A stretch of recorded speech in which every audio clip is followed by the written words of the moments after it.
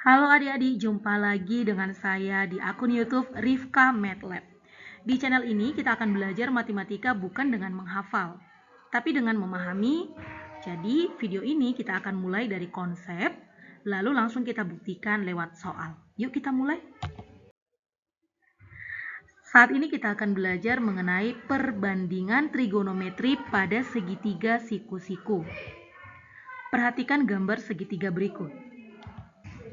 Sebuah segitiga siku-siku ABC. Nah, sudut gamma itu berada di titik B. Kalau kita lihat dari sudut pandang sudut gamma, maka kita buat dulu ini sisi A-nya. Ini sisi B dan ini sisi C.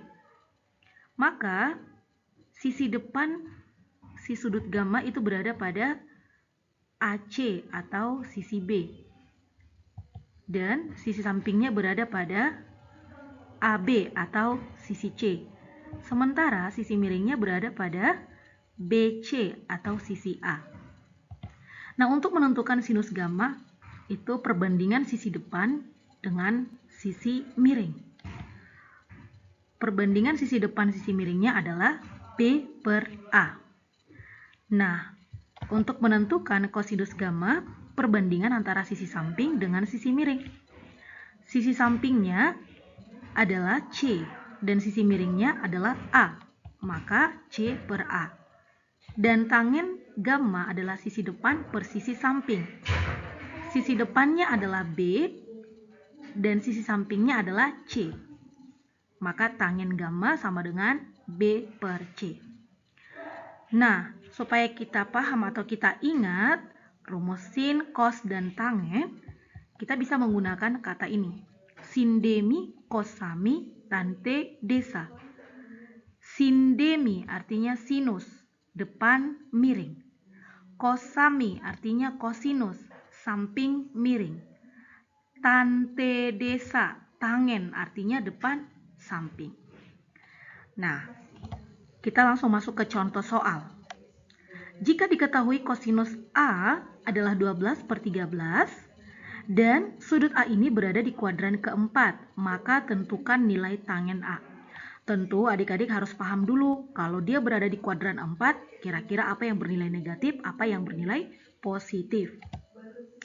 Penyelesaiannya, kosinus itu adalah perbandingan antara sisi samping dan sisi miring. Nah, kosinus alfanya tadi diketahui adalah 12 per 13. Maka dari sini bisa kita ketahui bahwa sisi sampingnya itu adalah 12 dan sisi miringnya adalah 13. Kita bisa menggambar di dalam segitiga siku-siku. Nah, misalnya kita buat di sini sudut A. Di depan sudut A, ini kan sisi depannya nih. Ini sisi sampingnya. Dan ini sisi miringnya. Maka, karena diketahui sisi samping dan sisi miring, otomatis di sini panjangnya adalah 12 dan di sini panjangnya adalah 13. Kita misalkan sisi depannya itu adalah X. Maka kita akan mencari sisi depannya dengan menggunakan rumus Pitagoras. X kuadrat sama dengan 13 kuadrat dikurang 12 kuadrat. 13 kuadrat sama dengan 169, 12 kuadrat sama dengan 144. Maka X kuadrat sama dengan 25. Maka kita perolehlah X-nya sama dengan 5. Nah, sekarang kita fokus terhadap apa yang ditanya. Ditanya adalah tangen. Tangen adalah perbandingan antara sisi ini. Tangen itu adalah desa. Perbandingan sisi depan dan sisi samping. Maka tangen A adalah X per 12. X-nya tadi kita peroleh 5. Maka tangen A adalah 5 per 12. Nah, kita akan cek kembali bahwasanya dia berada pada kuadran keempat. Kalau kuadran keempat, yang bernilai positif itu adalah kosinus saja, selebihnya bernilai negatif.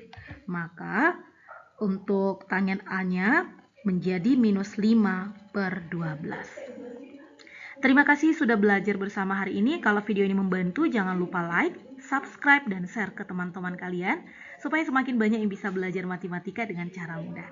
Sampai jumpa di video selanjutnya. Selamat sore, terima kasih.